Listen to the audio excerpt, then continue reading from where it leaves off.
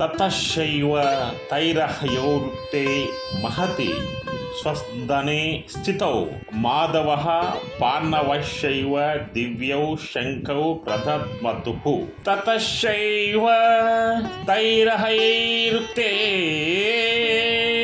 మహతి స్వంధనే స్థితౌ మాధవః పార్ణవశైవ దివ్యౌ శంఖౌ ప్రదద్మతౌ.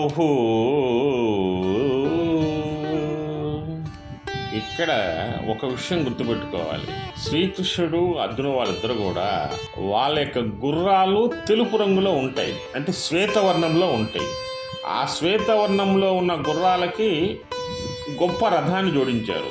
ఆ రథాన్ని జోడించినటువంటి తర్వాత శ్రీకృష్ణుడు అర్జునుడు ఆ రథంపై ఆసీనులయ్యారు. అంటే తెల్లని గుర్రంలోనందు సమకూర్చినటువంటి గొప్ప రథం నందు అర్జునుడు గాంధీవంతోనూ శ్రీకృష్ణుడు తన యొక్క ఆయుధంతోనూ కూర్చొని వాళ్ళ దగ్గర ఉన్న శంఖాలతో గట్టిగా ఊదారనమాట. అంటే శంఖనాదం చేశారు. ఆ శంఖనాదమే సింహనాదం కురుక్షేత్ర సంగ్రామానికి